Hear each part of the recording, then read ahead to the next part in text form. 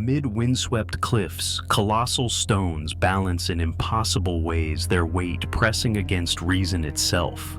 They remain as monuments to a forgotten knowledge. Across the world, mysteries persist. In Africa, stone circles mark the desert with patterns like constellations. In South America, massive stairways ascend mountainsides toward the sky. And beneath the Pacific, ruins sprawl across the seabed as if an entire city was claimed by the ocean. Who raised these structures, and why do they still stand against the march of time?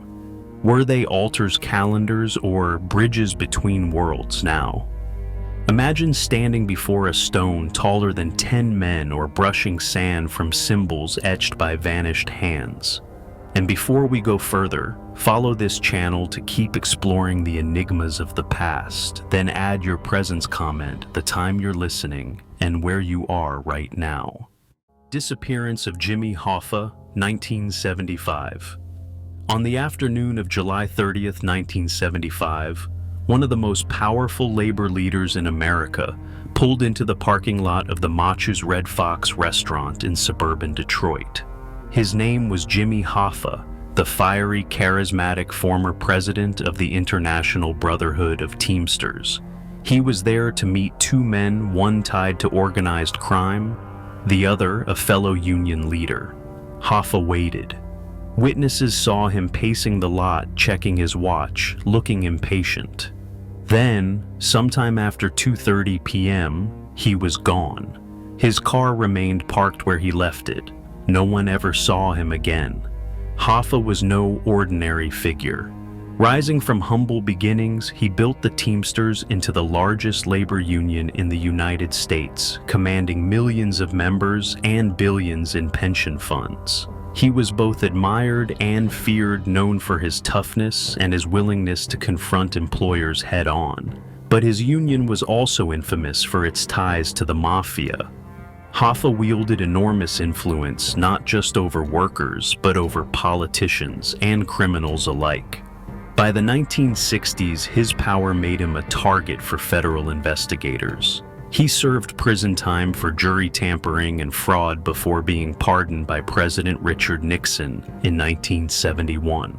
Even after prison, Hoffa planned to return to the top of the Teamsters, a move that may have sealed his fate. That July afternoon, Hoffa told his family he was meeting Anthony Tony Jack Giacalone, a Detroit mobster, and Anthony Tony Provenzano, a powerful Teamster official with deep mafia connections. Both denied ever arranging the meeting, but Hoffa never came home for dinner. By nightfall, his family was frantic. Police were called. The search began. His disappearance quickly became front-page news, sparking one of the most enduring mysteries in American history. The investigation uncovered little but speculation. Hoffa's friends and enemies alike were questioned. His ties to organized crime made the case even murkier. Was he killed because he threatened mob control of the Teamsters? Was he silenced to prevent him from exposing secrets? Or did someone within the union orchestrate his disappearance to keep him out of power? Dozens of theories bloomed, each more sensational than the last.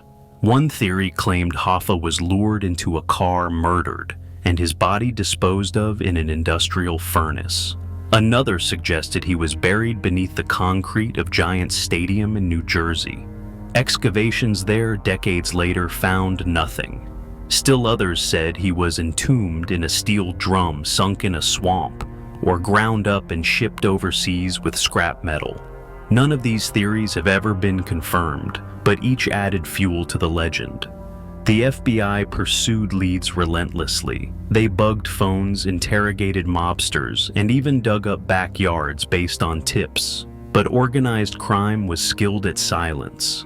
Omerta, the code of silence, held firm. No credible witness ever broke ranks to reveal the truth. The only thing investigators agreed upon was that Hoffa had likely been killed the very day he vanished. Beyond that, the details vanished into rumor. For his family, the loss was devastating. His wife Josephine waited years for answers, refusing to believe he was truly gone. His children grew up with the shadow of mystery hanging over them, their father's name forever linked with speculation. For the nation, Hoffa's disappearance became a symbol of the dangerous entanglement between unions politics and organized crime. Over the decades, the legend of Jimmy Hoffa grew. Books, films, and documentaries kept the case alive, each presenting new suspects and scenarios. Theories continue to surface every few years, a deathbed confession, or a tip sparks another dig, another search for remains. Yet no physical evidence has ever been found. In 1982, Hoffa was officially declared legally dead, but for many the mystery remains as alive as the day he vanished. So, what happened to Jimmy Hoffa? Was he betrayed by men he trusted, swallowed by the mafia machine he once courted? Is his body buried under concrete, lost in the depths of a lake, or reduced to ashes long ago? Until undeniable proof emerges, Hoffa's disappearance will remain one of America's most enduring riddles, a story of power, betrayal, and silence that still echoes through the halls of labor and crime alike. Egyptian obelisks, ancient precision.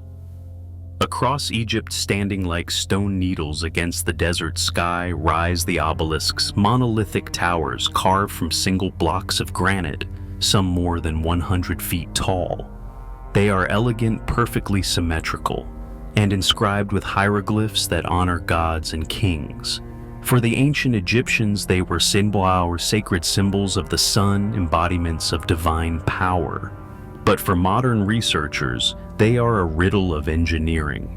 How, thousands of years ago, did a civilization without steel tools, cranes, or modern machinery quarry-shape transport and erect such massive monuments with such astonishing precision? The obelisks were quarried primarily from Aswan, where granite cliffs loom over the Nile.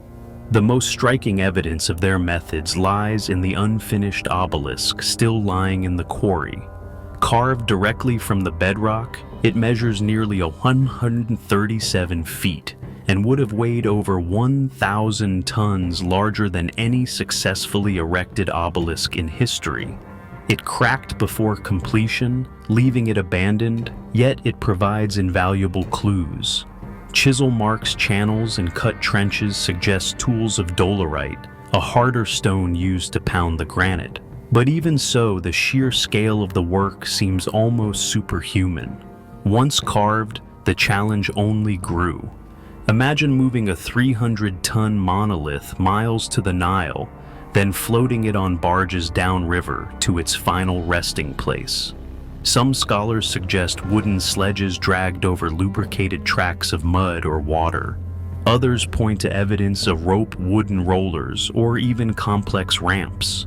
Still, the logistics are staggering. It would have required thousands of workers, perfect coordination, and knowledge of physics far beyond what many believe ancient cultures possessed. And then came the most difficult step, raising the obelisk into the sky. At Karnak, Luxor, and Heliopolis, obelisks still tower above temple complexes. To lift them upright, the Egyptians may have used massive earthen ramps, gradually lowering the monolith into a pit until it stood vertical. Some propose a system of counterweights and ropes, others hydraulic techniques using water to float and tilt the stone. Whatever the method, it demanded a level of precision that rivals modern engineering. A mistake would shatter the monument, wasting decades of labor. Yet many still stand today perfectly aligned to the sun. The inscriptions themselves are a marvel. Hieroglyphs carved with razor-sharp edges, sometimes inches deep into granite, appear as though etched with advanced tools. Some researchers question whether copper chisels, the known tools of the time, could achieve such accuracy. Did they use abrasives like sand and quartz to grind the stone? Or have we underestimated the sophistication of ancient Egyptian techniques? The mystery deepens when considering obelisks outside Egypt. Roman emperors, fascinated by these monuments, transported many to Europe. Today, obelisks stand in Rome, Paris, London, and even New York. Each journey required extraordinary effort, even with advanced ships and cranes centuries later. If Romans struggled with the task, how did Egyptians master it millennia before using only primitive means? Some see this as proof of lost knowledge, technologies forgotten, erased by time.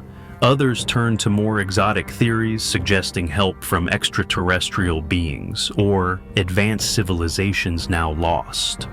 Of course, mainstream archaeology resists such claims. Many argue that determination, manpower, and ingenuity are explanation enough. Ancient Egyptians had centuries to perfect their methods, and with vast labor forces, even the impossible could be made real. Yet skeptics counter that how is not fully answered. The precision of angles, the scale of stones, and the absence of detailed records leave gaps that speculation eagerly fills. The truth may lie somewhere between ingenuity and mystery.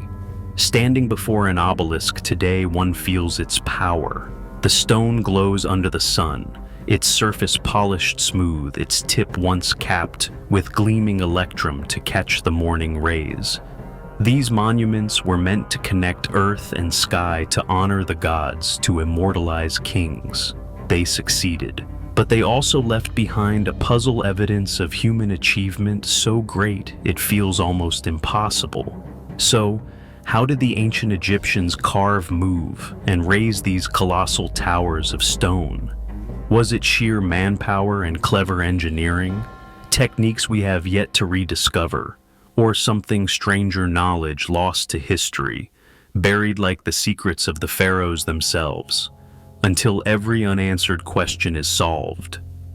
The obelisks will remain both monuments and mysteries, their shadows stretching across time as symbols of brilliance we still struggle to understand. Amenhotep, Eyes Lost Necropolis. In the golden age of Egypt's new kingdom, Amenhotep, I reigned as a builder, a conqueror, and a patron of art. His rule was marked by stability and prosperity, his image venerated for centuries after his death. Today, his mummy rests preserved with an almost lifelike face revealed in modern CT scans that stun the world. Yet even with his body in our hands, the great mystery lingers. Where was he originally buried? The lost necropolis of Amenhotep I has never been found.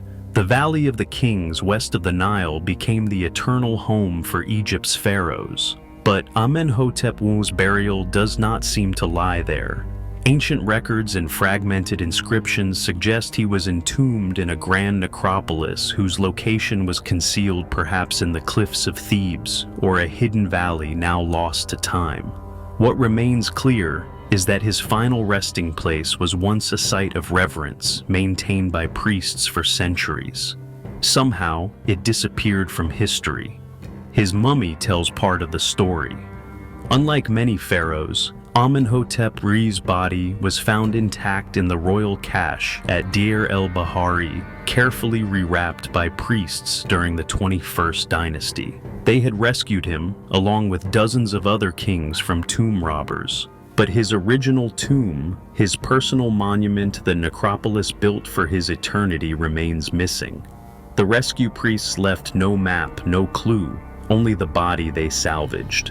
To this day, archaeologists wonder, was it destroyed, looted beyond recognition, or hidden so well it still lies untouched beneath Egypt's sands? Legends swirl around his burial.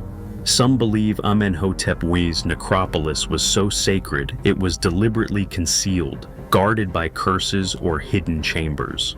Others suggest earthquakes or floods may have obliterated the site, burying it under collapsed cliffs.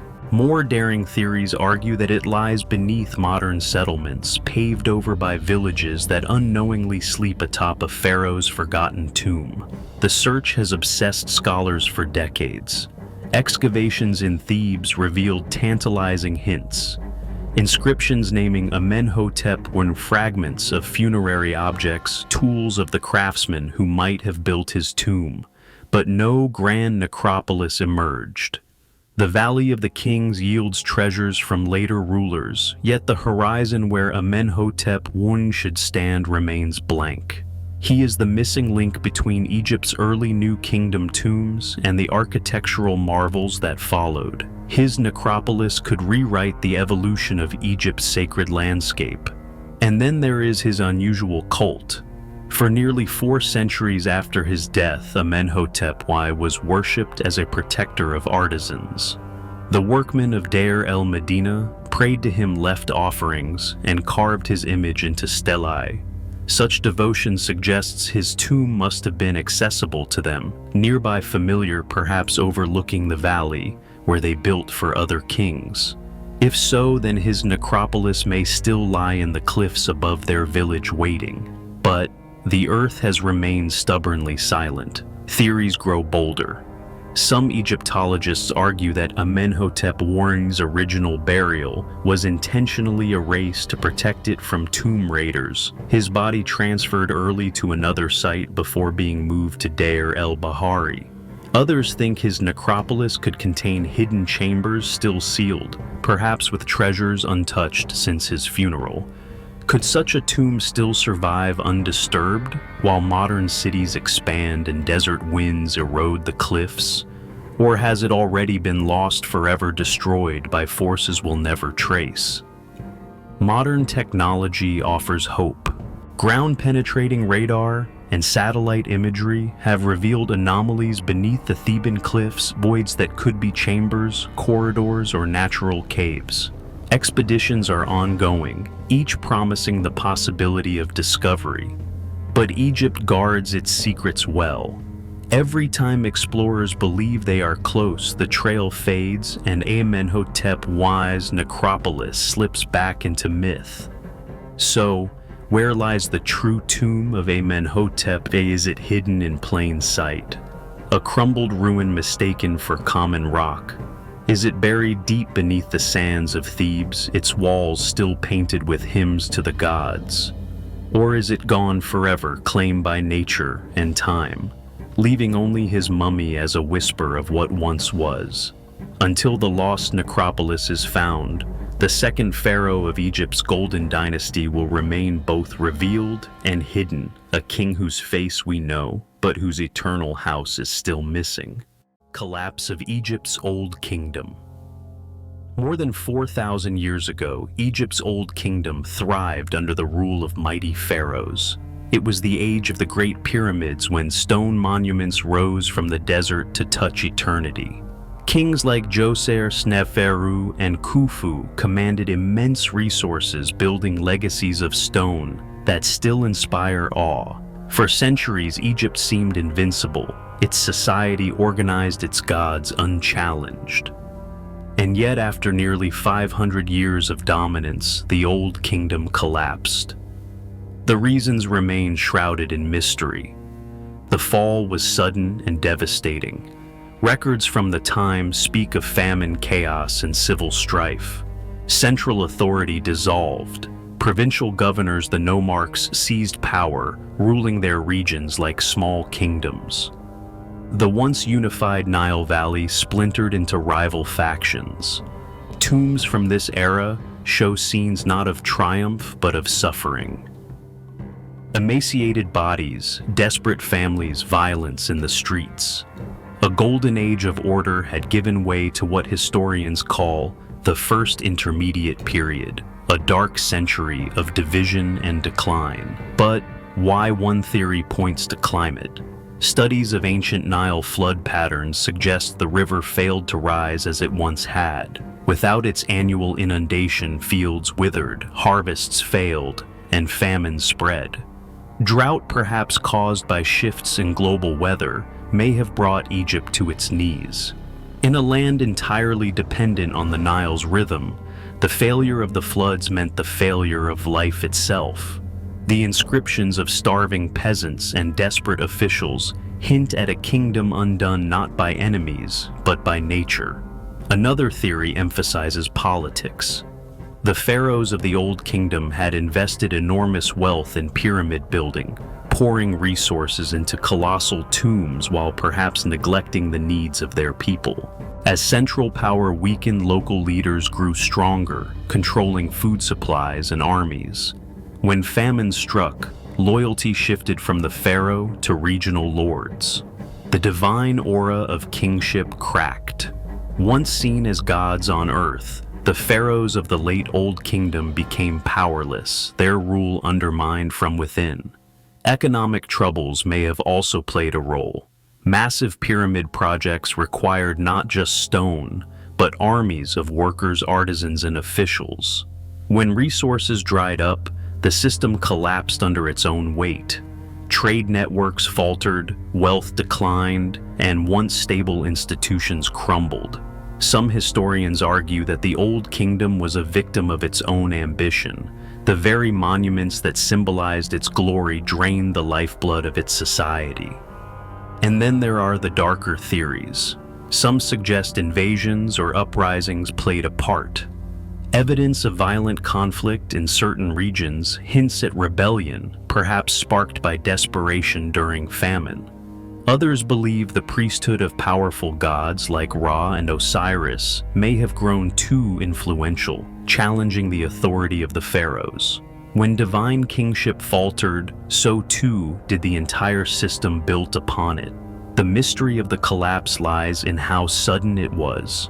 For centuries, Egypt had thrived, building structures so immense they still stand today. Yet, within a few generations, the kingdom unraveled, and while later dynasties would restore Egypt's greatness, the scars of the Old Kingdom's fall lingered. Ancient Egyptians themselves seemed to remember it as a warning, a time when the gods withdrew their favor, and order dissolved into chaos. Archaeologists continue to dig for answers.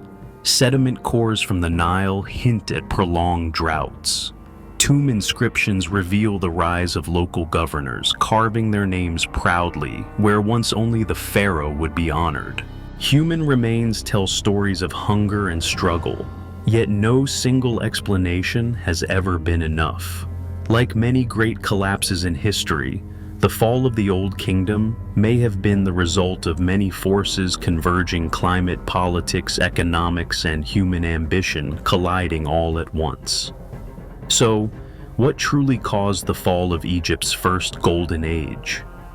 Was it famine brought by a silent sky, politics fractured by power-hungry lords, or the crushing weight of pyramids too grand to sustain? Until the sands yield more secrets, the collapse of the Old Kingdom will remain a riddle, an ancient reminder that even the mightiest civilizations can crumble when the balance of nature and power shifts. Roanoke Colony, the lost settlement, on the windswept coast of North Carolina lies one of America's oldest unsolved mysteries. More than 4 centuries ago, over 100 English settlers vanished from Roanoke Island without a trace. No bodies, no signs of struggle, no clear explanation, only a single word carved into a tree remained: Croatoan. To this day, historians call it the Lost Colony. The story begins in 1587, when over 100 men, women, and children sailed from England to establish a permanent settlement in the New World. Led by Governor John White, they were meant to plant roots for England's growing empire. Among them was White's own daughter Eleanor Dare, who gave birth on the island to the first English child born in America, Virginia Dare.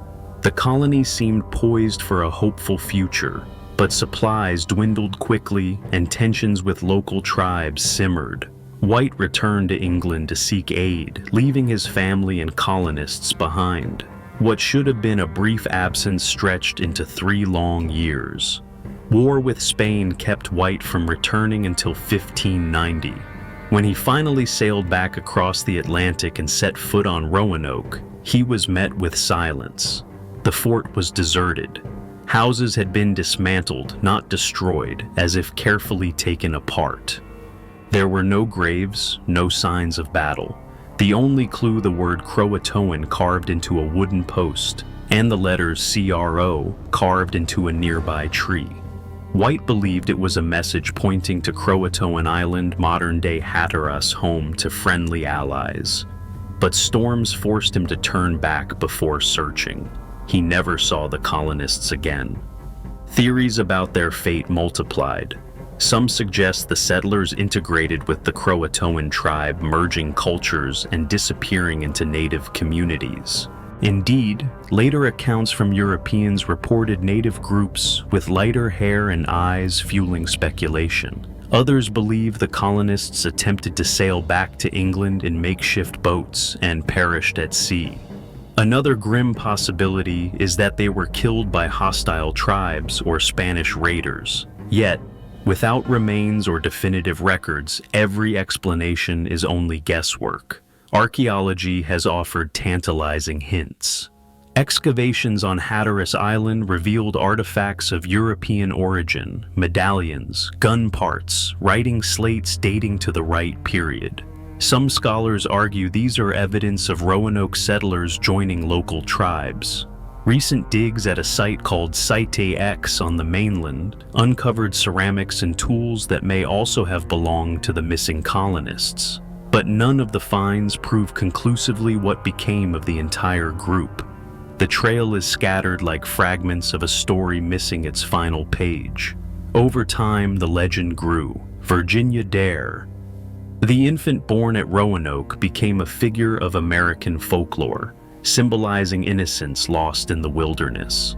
The word Croatoan itself seeped into popular culture, appearing mysteriously in later tales of disappearance and doom. Some claim it was found scrawled in Edgar Allan Poe's belongings after his death, linking the Roanoke enigma to broader themes of vanishing and mystery. Whether coincidence or invention, the connection deepened the colony's aura. To this day, the lost colony remains a subject of fascination. Historians, archaeologists, and amateur sleuths return year after year, digging through sand and soil, searching for answers. Plays and festivals reenact the story each summer on Roanoke Island, keeping the memory alive. But the essential truth remains elusive. The colonists simply vanished, leaving behind a whisper carved into wood and a silence that has lasted centuries. Stand on the shore of Roanoke at dusk, waves lapping against the island, and it's easy to imagine the colonists looking out to sea, waiting for ships that never came. Imagine the decision they faced: starvation, isolation, hostility. Did they walk into the forests with allies never to return?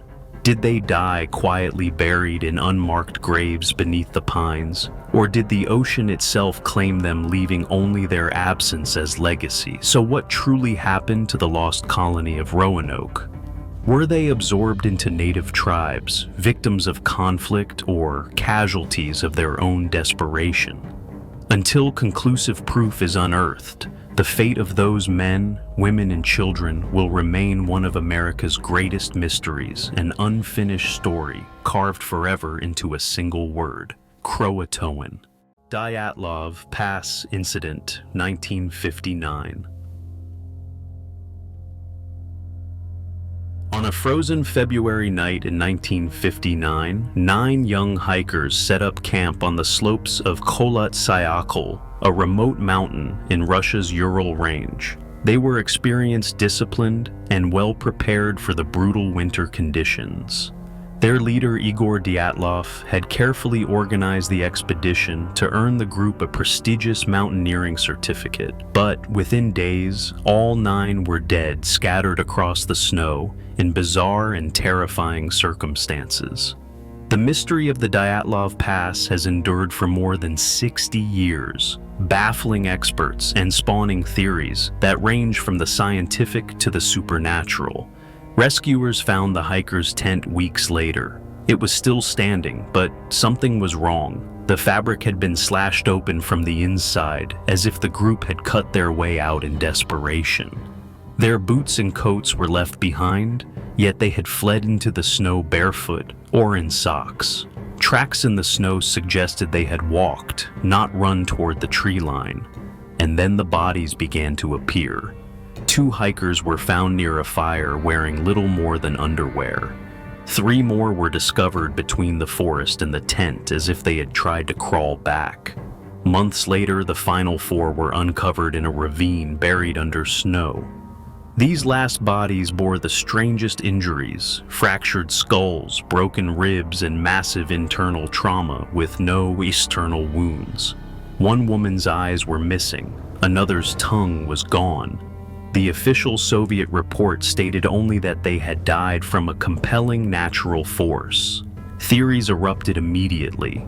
Some suggested an avalanche forcing the group to flee suddenly, but critics argue the slope was too shallow, and no signs of an avalanche were ever found. Others proposed a katabatic wind, ferocious gusts that can mimic the destructive force of an avalanche without snow movement. Still others thought the group panicked after being startled by infrasound low-frequency vibrations caused by wind patterns that induce fear and disorientation. But none of these explanations fully accounted for the strange injuries. Then came wilder theories. Soviet secrecy fueled speculation that the hikers had stumbled into a military test, perhaps of parachute mines or radiation experiments. Indeed, some of the victims' clothing carried traces of radioactivity. The body's unusual skin tone, described as orange or burnt, only deepened suspicion. Conspiracy theorists whispered of government cover-ups, secret weapons, even alien encounters. UFO sightings were reported in the region at the time, adding fuel to speculation that something extraordinary had taken place. Witnesses from nearby villages added eerie details. Some claimed strange glowing orbs lit up the night sky over the mountains. Others reported hearing booming noises like explosions. To them, the hikers may have been victims of forces beyond human comprehension. Meanwhile, folklore gave the mountain its name. Kholat Syakhl translates to Mountain of the Dead in the local Manzi language. For some, the tragedy was destiny, as if the land itself had claimed them. In recent years, new investigations have attempted to bring clarity. Russian officials revisited the case in 2019, concluding that a small avalanche was the most likely cause despite doubts. National Geographic even commissioned computer models that showed how a slab avalanche could cause injuries consistent with those found. Still, many experts remain unconvinced. How could such experienced hikers make such reckless mistakes?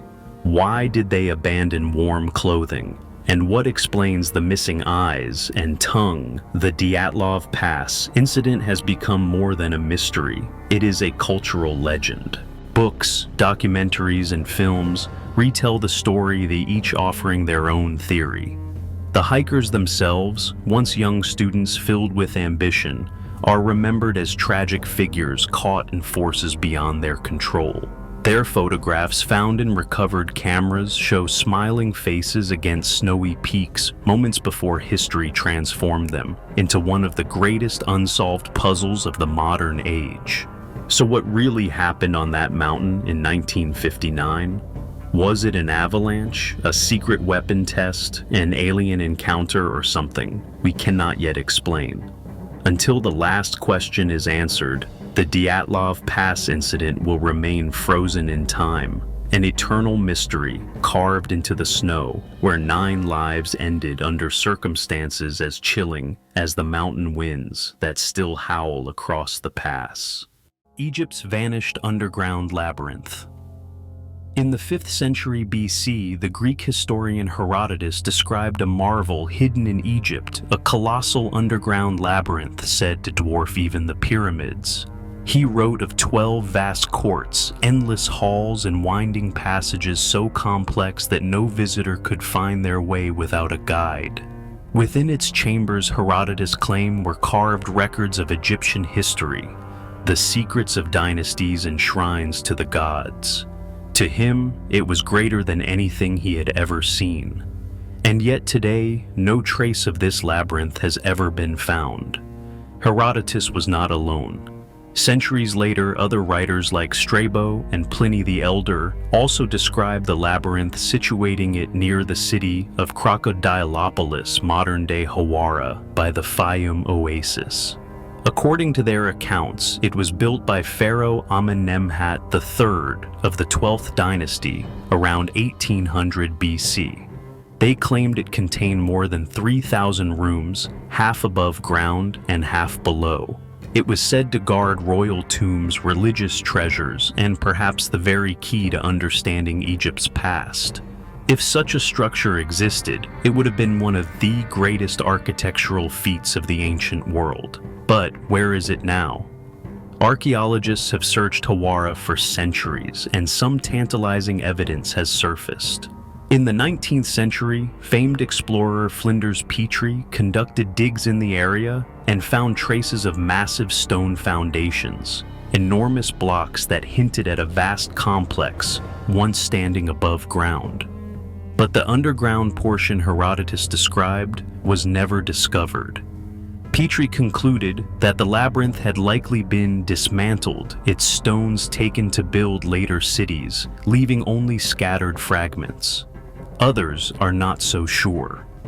In 2008, a team using ground-penetrating radar near Hawara reported detecting large unexplored chambers buried deep beneath the sands. To them, this was evidence that Herodotus may have been right, that the labyrinth still slumbers underground waiting for excavation. Yet, political unrest, lack of funding, and restrictions on digging have left the discovery unverified. The mystery lingers in silence, tantalizingly out of reach. Theories abound about why the labyrinth vanished. Some believe it was deliberately destroyed, perhaps by later rulers who feared the secrets it contained. Others suggest earthquakes and floods may have buried it. The Fayum region was prone to rising waters from the Nile, which could have swallowed chambers in silt and mud, and some believe the labyrinth was never as grand as Herodotus claimed, that the Greek historian exaggerated what he saw, turning ruins into legend.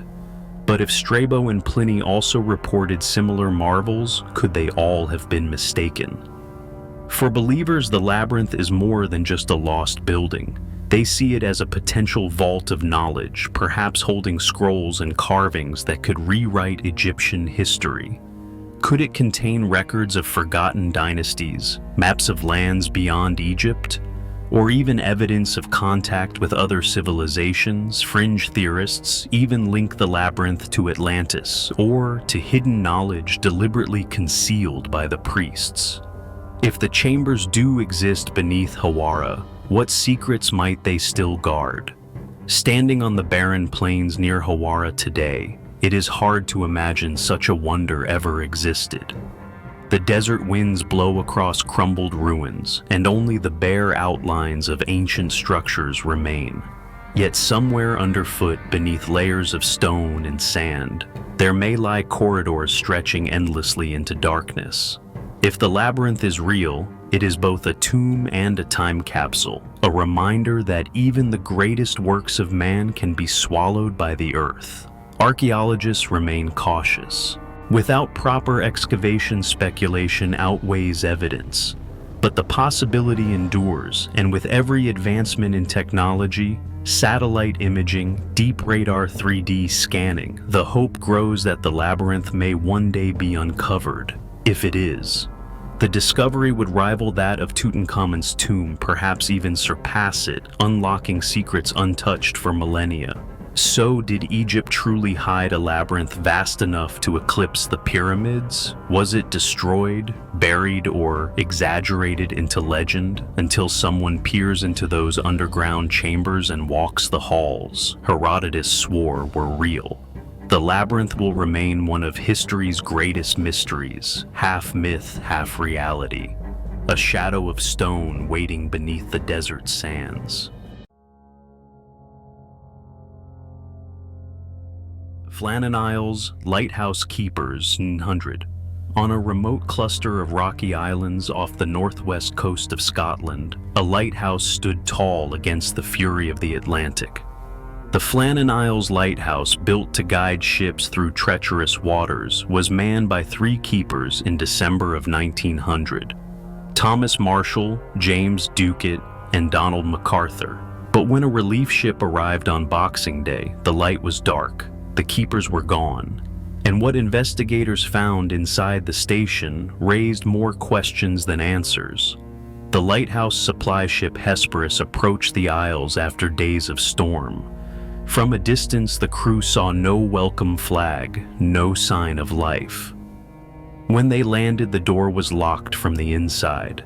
The table was set but untouched. Oilskins, the heavy coats keepers wore against the sea, were missing for 2 men, but the third's gear was still hanging, as if he had gone out in haste. A logbook recorded ordinary duties up until December 15th, followed by increasingly strange entries. Severe winds, the worst I have ever seen. James is very quiet. Donald is crying. The final entry, dated December 15th, simply read, "Storm ended, sea calm. God is over all." After that, silence. A search of the island revealed clues near the western landing. Ropes were scattered, a metal railing, bent turf ripped from the ground. It appeared that a violent storm had battered the island, though, curiously, no such storm had been recorded on the mainland during those days. The official conclusion was that the keepers had been swept away by rogue waves while securing equipment. Yet many found this explanation unsatisfying. Why would all 3 men have left their posts at once in violation of strict rules, and why would one keeper leave without his coat in the middle of a freezing gale? The mystery gave rise to endless speculation. Some believed the men had been caught by a monstrous wave, a freak surge taller than the lighthouse itself. Others suggested madness. Perhaps one keeper, driven to the edge by isolation, turned on the others. Stories grew of ghost ships and sea serpents, of men lured away by sirens or abducted by supernatural forces. Local folklore embraced the legend, weaving the vanished keepers into tales of curses that haunted the FLANNAN Isles long before the lighthouse was built. The logbook, too, became a source of fascination. Scholars have debated its authenticity. Was it truly written by the keepers, or embellished afterward to deepen the mystery? If genuine, the strange notes about silence, fear, and tears suggest a psychological unraveling, as if something on the island broke their resolve. The abrupt shift to calm seas and faith in God only sharpens the enigma: relief, resignation, or something darker. Over the years, the mystery has grown in legend. The poet Wilfred Wilson Gibson immortalized it in verse, painting the keepers as victims of some uncanny fate. Novels, songs, and films have retold the story, each with their own twist. For some, the FLANNAN Isles represent the unforgiving sea swallowing men whole. For others, they embody the thin line between sanity and madness in isolation. And for believers in the supernatural, the lighthouse keepers are forever bound to the phantom lore of the ocean. Modern theories remain divided. Some meteorologists argue that rare weather phenomena like rogue waves or sudden squalls could have struck without warning. Psychologists suggest the intense isolation, months without relief, may have led to paranoia and rash decisions. But no theory fully resolves the odd details: the missing coats, the abandoned meal, the eerie logbook entries. The truth lies somewhere between nature's fury and human fragility. Today, the FLANNAN Isles lighthouse is automated, its beams sweeping across the sea without human hands. But the story of 1900 lingers. Visitors still speak of ghostly figures in the mist of phantom lights, of voices carried by the wind. The vanished keepers remain part of maritime folklore, a reminder of the mysteries that dwell where land meets ocean. So, what truly happened on that lonely rock in December 1900? Were 3 men lost to a rogue wave, undone by the sea they guarded against? Did madness drive them to abandon their post? Or did something stranger, something we cannot yet name, claim them beneath the storm? Until proof is found, the lighthouse of the Flannan Isles will forever shine, not only across the water, but into the shadows of mystery itself. Lady Lovibond Ghost Ship. Off the Kent coast of England, a legend sails with the tides. A ship doomed by jealousy, cursed by fate, and said to reappear every 50 years, like a phantom stitched into the sea. Her name, the Lady Lovibond. The story begins in 1748 on Valentine's Day. Captain Simon Reed had just married his beloved Annetta.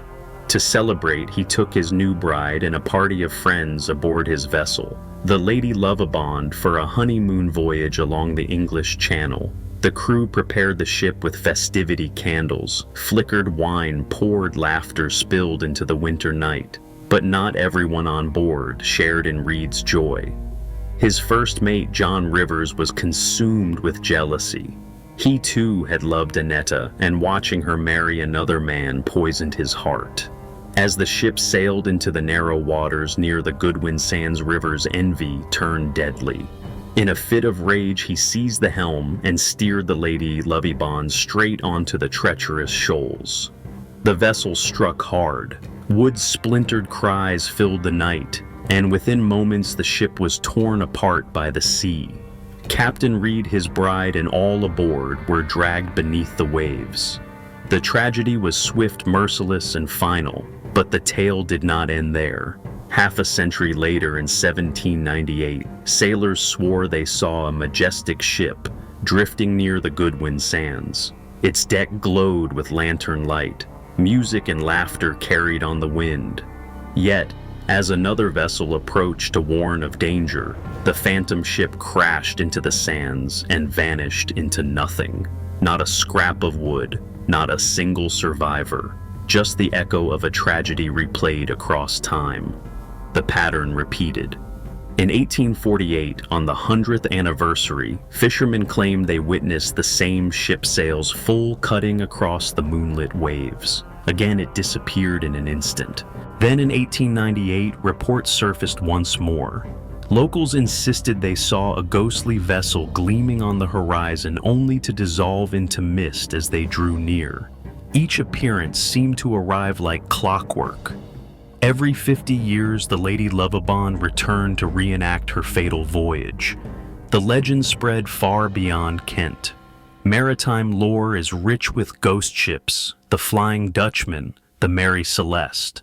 But the Lady Lovibond carried a haunting twist. Her cycle was predictable. Seafarers whispered of her approaching anniversaries with dread and fascination. Some even sailed out intentionally, hoping to catch sight of the phantom vessel. Was it a curse etched into the waves, a loop of grief and betrayal replayed endlessly under the moonlight?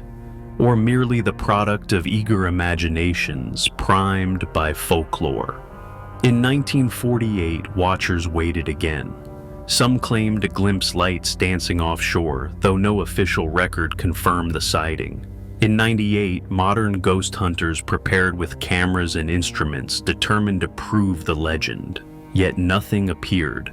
Was the cycle finally broken, or had the phantom chosen to remain hidden? Skeptics argue the sightings were illusions, misidentified ships, tricks of fog and moonlight, magnified by expectation. Believers counter that too many independent witnesses spanning centuries could not all be mistaken. The Goodwin Sands themselves add to the mystery, known as the Ship Swallower. This 10-mile stretch of shifting sandbanks has claimed countless vessels across history. Storms rise quickly there, fog blankets the sea, and currents shift like living things. To some, the Lady Lovibond's tale is simply another tragedy, woven into the treacherous reputation of those waters. But others feel the sands are cursed ground, trapping the Lady Lovibond in an eternal loop, forcing her to relive the night of betrayal forever. Stand on the cliffs of Deal or Dover on a cold February night, and it's easy to let the legend sink into your bones. The wind moans across the channel. The tide roars against the sands. And in the distance you might almost hear music carried faintly on the air, a wedding party forever frozen in time. Some say if you listen closely enough, you can hear the bride's laughter mingling with the crash of the waves, a sound both joyful and tragic. So does the Lady LOVIBOND still sail every 50 years? Or has her spirit finally been released from the curse of jealousy and betrayal? Perhaps in 2048, her next scheduled return, we'll find out. Until then, the sea holds its silence and the Goodwin Sands keep their ghosts. Alexander the Great's lost tomb. He was the man who conquered the world, from Greece to Egypt, from Persia to the edges of India. Alexander the Great carved an empire with the fire of youth and the brilliance of strategy. At just 32, he was worshipped as a god unstoppable on the battlefield. And then as suddenly as he rose, he was gone. His death in Babylon in 323 BC shook the ancient world. But what followed was even stranger. His tomb, the final resting place of history's most legendary conqueror, vanished. Ancient writers described the mourning. Crowds lined the streets, soldiers wept openly, and craftsmen prepared a golden chariot to carry his embalmed body. The plan was to return him to Macedonia, his homeland where a hero's burial awaited. But that's not what happened. Somewhere along the way, the greatest funeral procession in history was hijacked. His body, shimmering in glass and gold, was diverted to Egypt. Ptolemy, one of his generals, seized the prize. To control Alexander's corpse was to control his legacy and with it the loyalty of his armies. In Alexandria, a new city that bore his name, Ptolemy, enshrined the body in a magnificent mausoleum. For centuries, pilgrims, kings, and even Roman emperors visited. Julius Caesar gazed upon him. Octavian bowed before him. Caligula, mad with obsession, supposedly stole his breastplate. Yet, as centuries passed, references grew fainter until the tomb itself disappeared from record. Somewhere between earthquakes, political chaos, and the shifting sands of time, the resting place of Alexander the Great was lost. Archaeologists have searched the city of Alexandria for decades, peeling back layers of history buried beneath modern streets. They've found temples, catacombs, palaces, yet no sign of the tomb. Some believe it lies beneath the city center, hidden under 20 feet of stone and concrete. Others argue it was destroyed during riots in late antiquity.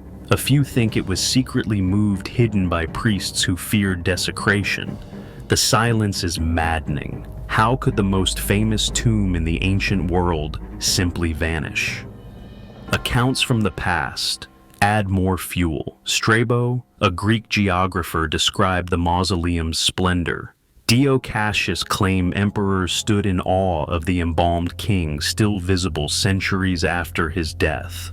But later, historians wrote nothing. By the 4th century AD, the tomb had vanished from memory, as if swallowed by the earth. Was it destroyed by fire, buried by quake, or deliberately hidden? Theories abound. Some suggest the tomb lies under the Mosque of Nabi Daniel in Alexandria, its stones reused by later builders. Others speculate it rests near the Serapeum, the great temple of Serapis. Still more daring voices claim Alexander's remains were smuggled far away, perhaps even back to Macedonia, fulfilling the original plan. And then there are fringe ideas that the body was hidden by secret cults, or that his tomb lies waiting in the sands of Siwa, where Alexander once consulted the oracle of Amun. The mystery is more than archaeology. It is symbolic. Alexander wanted to be remembered as more than a man. He claimed descent from gods, and in life he achieved what few mortals ever could. To know where he lies would be to touch the truth of his myth. And yet perhaps the disappearance is fitting. The man who could not be defeated by armies may still defy us in death. In modern times, expeditions still dig, still hope. Every discovery in Alexandria sparks rumors. Could this be the lost tomb? Could this broken chamber hold the conqueror of the world? None have proven true. The sands keep their silence. His tomb remains one of history's most coveted prizes, forever just out of reach. So, where does Alexander sleep beneath the crowded streets of Alexandria? In some hidden chamber sealed against time? Or has his body turned to dust, lost forever with the collapse of empires? Until the day the earth gives up its secret, the tomb of Alexander the Great remains not only lost, but perhaps destined to remain so, a mystery as eternal as his legend. Flight 19. On the afternoon of December 5, 1945, 5 U.S. Navy Avenger torpedo bombers lifted off from Fort Lauderdale, Florida, for what should have been a routine training exercise. Their mission practiced navigation over the Atlantic, then returned to base before sunset. The weather was mild, the planes well-fueled, the men experienced. Yet within hours, the squadron known as Flight 19 vanished without a trace, giving birth to one of the most enduring mysteries of the Bermuda Triangle. The flight consisted of 14 men led by Lieutenant Charles Taylor, a veteran pilot. Radio transmissions recorded their growing distress. At first, everything seemed normal, then confusion crept in. Taylor reported that his compasses were malfunctioning, both giving contradictory readings. He believed he was flying over the Florida Keys, though his actual position was hundreds of miles away. His voice grew increasingly frantic. "We can't be sure where we are. The ocean looks strange. Everything looks wrong." Other pilots echoed his uncertainty. Fuel was running low, and daylight was fading. The last coherent message came as night descended. "We'll have to ditch unless landfall. When the first plane drops below 10 gallons, we all go down together." After that, silence. Radio operators tried desperately to re-establish contact, but nothing more was heard. Flight 19 never returned. Hours later, a search plane with 13 men aboard was dispatched to scour the waters. Shockingly, it too vanished, believed to have exploded mid-air. In less than a day, 27 men were gone. The Navy launched the largest search and rescue operation in its history. To that point, combing thousands of square miles of ocean. Not a single scrap of wreckage, no oil slick, no bodies were ever recovered. The official report concluded that Flight 19 had become disoriented, run out of fuel, and crashed into the sea. Yet even in that explanation, there were contradictions. Why were Taylor's compass readings so erratic? Why did all 5 planes vanish together without a trace? And why did the search plane disappear as well, with no evidence of fire or debris? The mystery fueled speculation. Some argued that poor weather or human error explained the loss. Taylor had a history of navigation. Difficulties in clouds may have obscured landmarks. But others saw something far stranger. The Bermuda Triangle, already infamous for shipwrecks and disappearances, became the perfect backdrop. Theories emerged of magnetic anomalies disrupting instruments, pulling planes off course. Some suggested rogue waves or sudden downdrafts dragged the planes into the ocean. A few even proposed more fantastic ideas: alien abduction, time warps, or entry into another dimension. Eyewitnesses added fuel. Locals along the Florida coast claimed they saw explosions far out at sea that night. Others reported strange lights hovering in the sky. Sailors in the region told of compass needles spinning wildly, just as Taylor had described. To many, Flight 19 was not simply a tragic accident, it was proof that the triangle was cursed, a place where nature itself seemed hostile to human presence.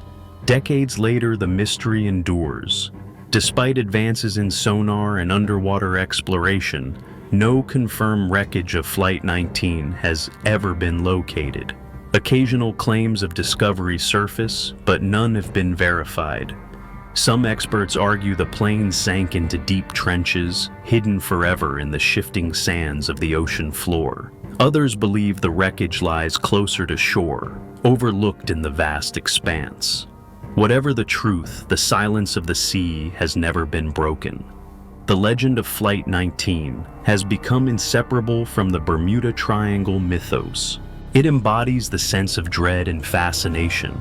The region inspires a place where machines fail, men vanish, and explanations dissolve into uncertainty. For the families of the lost airmen, closure never came. For the world, their disappearance became a story retold in books, films, and countless theories. So what happened to Flight 19? Were they victims of poor navigation swallowed by the Atlantic's merciless waves? Did strange forces, magnetic, atmospheric, or something beyond science draw them off course? Or did they stumble into a mystery we still cannot explain? A place where compasses spin and planes disappear. Until the wreckage is found, Flight 19 will remain forever lost, its last radio calls echoing across time as one of the greatest mysteries of the sea and sky. Franklin's lost expedition. In 1845, 2 ships of the Royal Navy set sail from England with a grand mission to conquer the last uncharted section of the Northwest Passage. The Erebus and the Terror, commanded by Sir John Franklin, were outfitted with the best technology of their age: steam engines, iron plating, and provisions meant to last years. 129 men boarded those vessels filled with hope and pride. None of them would ever return. The disappearance of Franklin's expedition became one of the darkest and most perplexing mysteries in the history of exploration. The ships were last seen by whalers in Baffin Bay, sailing confidently into the icy labyrinth of the Canadian Arctic. Months passed, then years with no word. Families waited in vain. The British Admiralty launched search after search, sending dozens of ships into the Arctic. What they found instead of survivors was rumor fragments and horror. Inuit hunters spoke of starving white men, dragging boats across the ice of camps littered with corpses.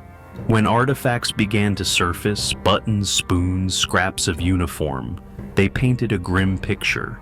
In 1854, explorer John Ray brought back shocking news. Inuit accounts suggested that the stranded sailors had turned to cannibalism in their desperation. Evidence of cut bones seemed to confirm it. The revelation scandalized Victorian England, unwilling to believe its noble navy could sink to such savagery. Franklin's widow and admirers insisted the reports were lies, smears against the men's honor. But as years wore on, more expeditions uncovered more disturbing evidence: human remains bearing marks of butchery, frozen bodies with expressions of agony, and notes describing failed attempts to march south. The ships themselves remained elusive. For decades, their fate was unknown. Some theorized they had been crushed by pack ice, others that they drifted aimlessly until sinking in silence. The men had abandoned them, leaving behind hastily scrawled notes. One famous message found in a cairn on King William Island revealed that Franklin had died in June of 1847. The remaining crew, already weakened by scurvy and disease, attempted to march inland. Most never made it. Their bones still lie scattered across the tundra. Why did the expedition fail so catastrophically? Scholars point to multiple culprits. Lead poisoning from improperly tinned food may have weakened the men, causing madness and illness. Botulism, scurvy, and tuberculosis all likely played roles. Harsh winters and shifting ice made survival nearly impossible. Yet, even with these explanations, the sheer scale of the disaster remains staggering. The Royal Navy prided itself on discipline and endurance, yet here was a mission undone by both human error and nature's merciless grip. The mystery lingered for over a century, fueling speculation and folklore. Some claimed survivors lived among the Inuit. Others imagined that the ships had sailed through a hidden passage, their crews founding lost colonies in the Arctic. Writers turned the tragedy into legend, tales of ghost ships drifting through fog of curses and doomed explorers trapped in eternal winter. The Arctic itself seemed to conspire in the enigma, keeping its secret frozen beneath ice and sea. At last, in the 21st century, breakthroughs came. In 2014, the wreck of HMS Erebus was discovered lying in shallow waters off King William Island. 2 years later, the Terror was found as well astonishingly well preserved beneath the Arctic Sea. Their discovery confirmed parts of the story, but left many questions unanswered. Why had the ships been abandoned when they still seemed seaworthy? Why were they found far from where the crew's last notes placed them? The answers remain buried in ice and silence. For the Inuit people, the Franklin expedition is not just a foreign tragedy, but part of their own history. Their oral traditions preserve details that Western explorers long dismissed, but later confirmed. They had seen the starving men heard the crack of rifles, and remembered the ships trapped in ice. In many ways, their accounts were the most accurate record of what befell Franklin's men, a reminder that indigenous knowledge held truths the world ignored. So, what doomed Franklin's expedition? Was it poisoned food, brutal winter's disease, or a series of fatal miscalculations? Or was it a perfect storm? Of all these factors compounded by pride and desperation, the wrecks of the Erebus and Terror have given us pieces of the puzzle, but not the full picture. Until the Arctic yields every secret, Franklin's lost expedition will remain frozen in mystery, a story of ambition, tragedy, and the unforgiving power of the ice. D.B. Cooper.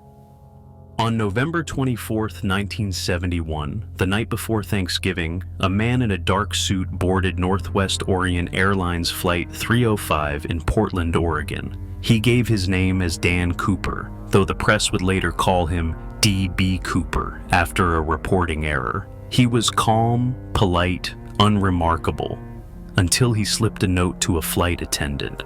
The message was simple: he had a bomb and the plane was now his.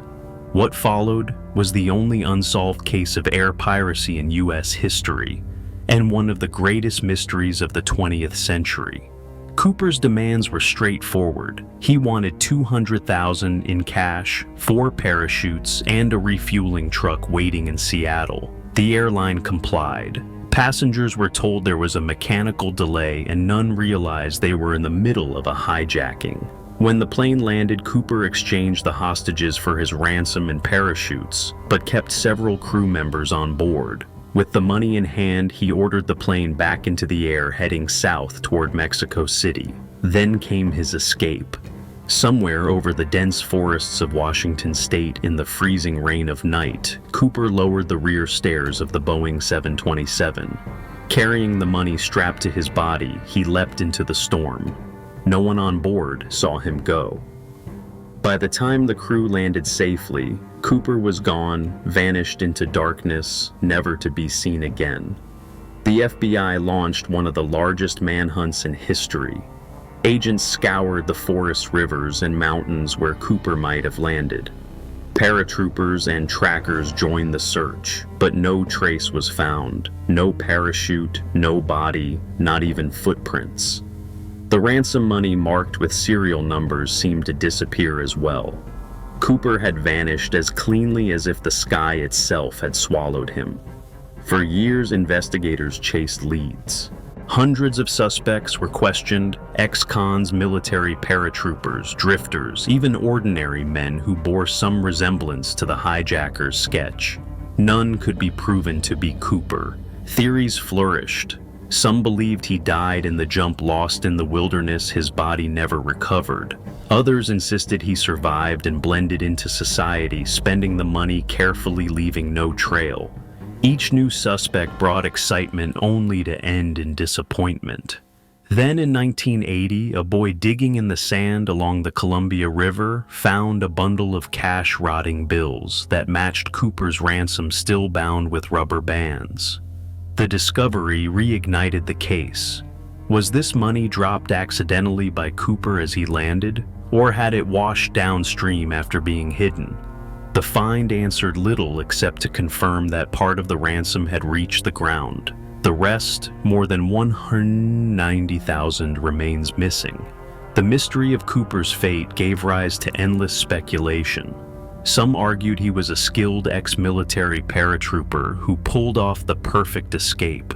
Others claimed he was a reckless amateur doomed the moment he leapt into freezing wind and darkness. Witnesses described him as calm and intelligent, drinking bourbon and smoking cigarettes before the jump. Was he a criminal mastermind or just a desperate man with a dangerous plan? Over time, suspects took on a legendary aura. One theory pointed to Richard McCoy, who staged a remarkably similar hijacking months later, but was later killed in a shootout with police. Others believed Cooper was an Air Force veteran named Kenneth Christensen, or even a man named William Gossett, who confessed on his deathbed. Each candidate seemed promising, yet none could be proven beyond doubt. In 2016, after decades of dead ends, the FBI officially closed the case. Still, for amateur sleuths and conspiracy theorists, the hunt never ended. DB. Cooper has since become a folk hero, a symbol of rebellion and mystery. Songs, movies, and books immortalize the man who jumped into the unknown and got away with it. His legend endures because he embodies the impossible. The hijacker who outwitted the FBI vanished without a trace and was never caught. In a world where most criminals are eventually found, Cooper remains a ghost. So, what became of D.B. Cooper? Did he die in the woods, his body lost to the rain and snow?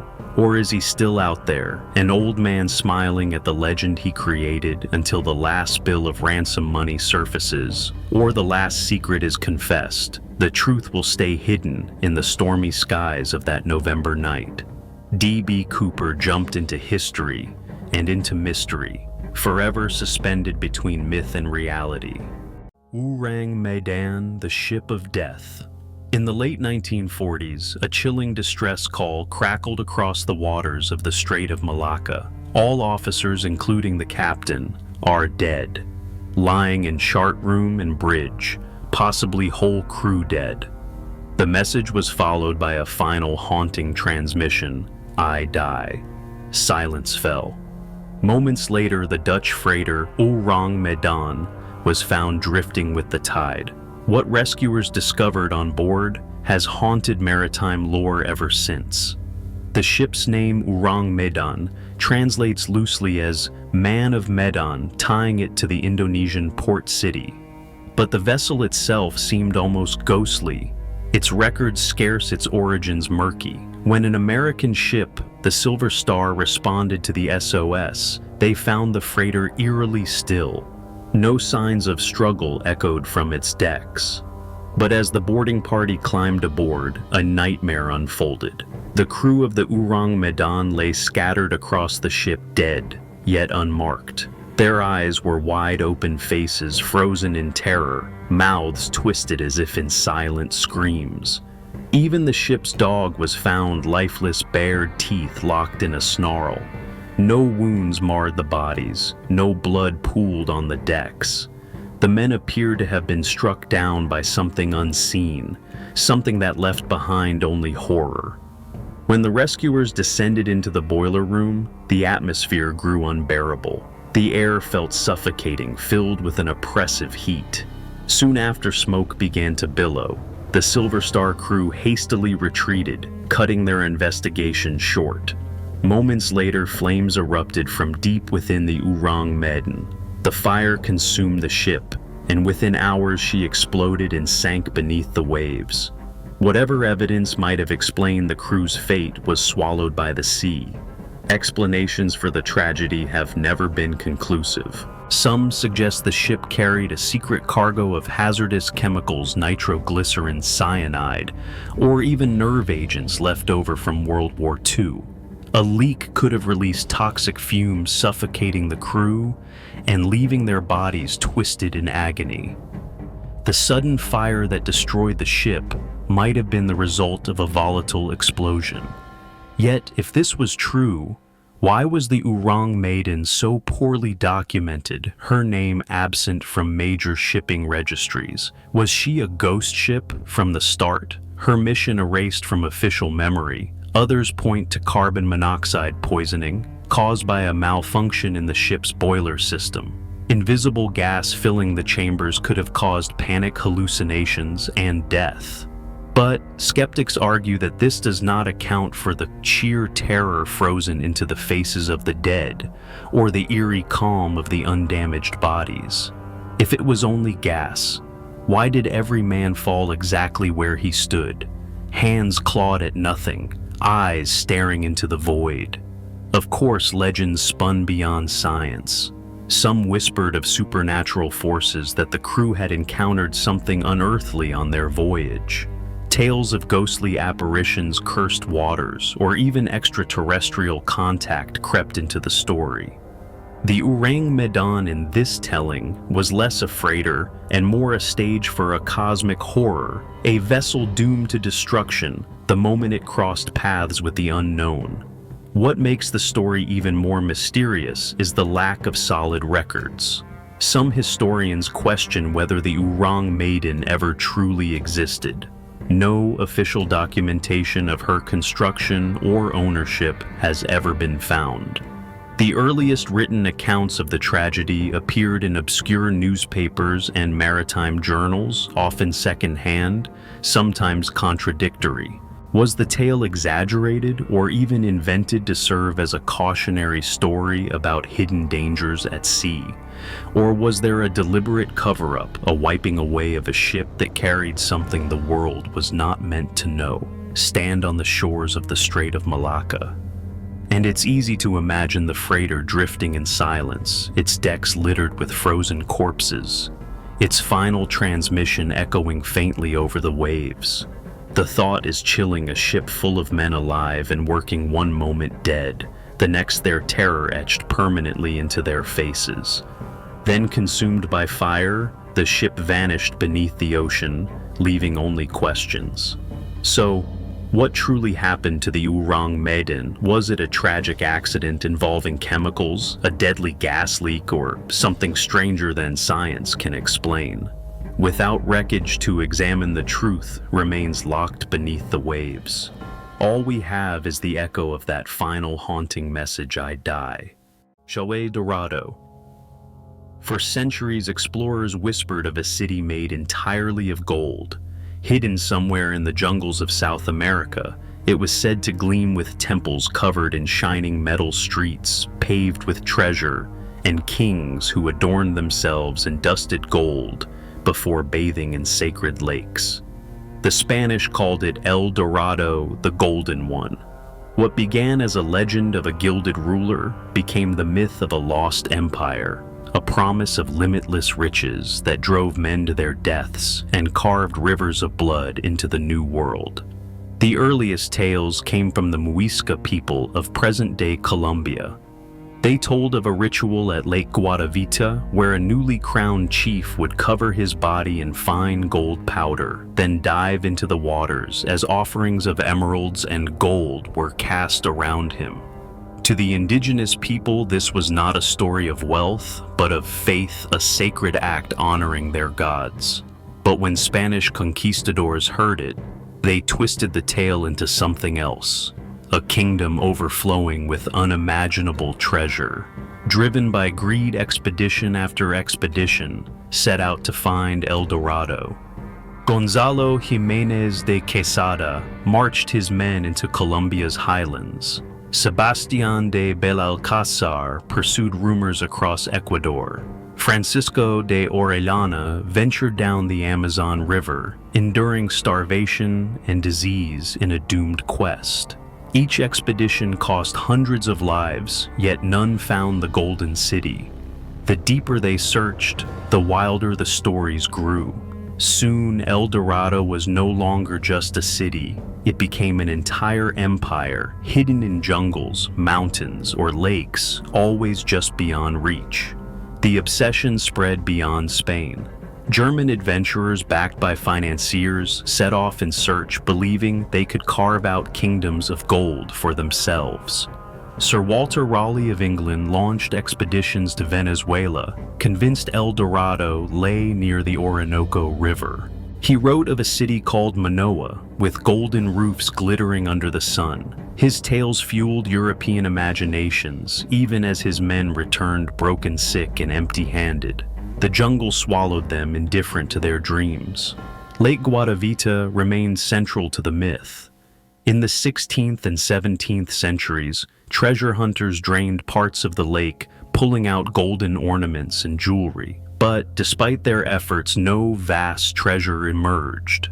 Modern archaeology confirms that the Muisca did perform golden offerings there, but nothing close to the boundless wealth the conquistadors imagined.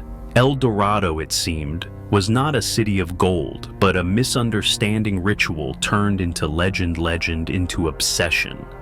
And yet the myth endured because it spoke to something deeper than gold. It represented the ultimate frontier, the idea that somewhere hidden from the known world lay paradise. Explorers risked everything chasing it. Entire expeditions disappeared, their bones left in the rainforest. The legend claimed lives as surely as any battle. For Europe, El Dorado was a dream worth dying for. For South America, it was a nightmare of invasion, greed, and ruin. Even today, the search has not entirely ended. Archaeologists continue to investigate ruins across the Amazon and Andes, where evidence suggests vast civilizations once flourished long before Europeans arrived. Some argue that fragments of truth may lie at the heart of the myth. Perhaps not a golden city, but great societies rich in culture, ritual, and artistry that inspired the stories of El Dorado. The treasure was never gold, but the human imagination itself. El Dorado remains a symbol. To some, it is a cautionary tale of greed showing how the lust for wealth can blind men to truth and cost them everything. To others, it is an eternal mystery, a city that might still lie hidden beneath the green canopy of the Amazon. And for many, it is simply a legend, a golden dream reflecting humanity's endless hunger for more. So, was El Dorado ever real? Was it a gilded king diving into sacred waters, a city buried in the jungle, or only the fevered fantasy of conquistadors, desperate for glory? Until the last secrets of South America's ancient civilizations are uncovered, the Golden One will remain both a myth and a mirror, showing us the glittering, dangerous depths of human desire. The Tartaria Tablets. In the rolling hills of Romania, beneath layers of earth hiding remnants of forgotten villages, archaeologists unearthed 3 small clay tablets.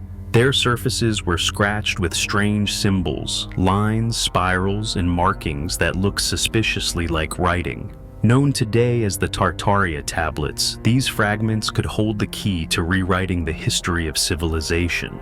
For if their markings are truly an early script, they might predate Mesopotamia, long considered the birthplace of writing. The tablets were discovered in 1961 by archaeologist Nicolae Vlasa during an excavation of a Neolithic site near the village of Tartaria. The find was modest in size, 3 small clay plaques each about the size of a palm. Yet, their markings shocked researchers. Some symbols resembled pictographs, while others looked like abstract signs arranged in deliberate sequences. If these were decorative, they were oddly systematic. If they were symbolic, they could represent the earliest known attempt at written communication. The dating of the tablets only deepened the mystery. Radiocarbon analysis of associated artifacts suggested they were created around 5300 BCE, centuries before the Sumerians developed cuneiform. This meant that the people of the Danube Valley, often considered a peripheral culture in the grand sweep of history, might have invented writing first. Such a claim, however, directly challenged the conventional narrative of Mesopotamia as humanity's first cradle of literacy. Unsurprisingly, scholars disagreed fiercely. Some archaeologists argued the tablets were merely ritual objects never meant to record language.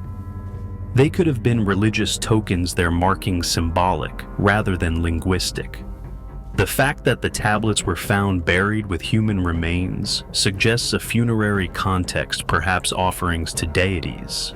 If so, the signs might not be writing in the strict sense, but part of a spiritual code meaningful only within that culture. Yet others point out that the systematic arrangement of the symbols strongly resembles early scripts too structured to be dismissed as decoration.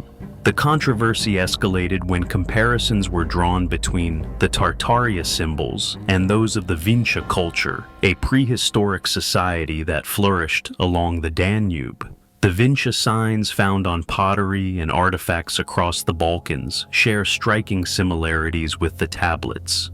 Some researchers now suggest that the Vinča people developed a proto-writing system, a symbolic language thousands of years ahead of its time.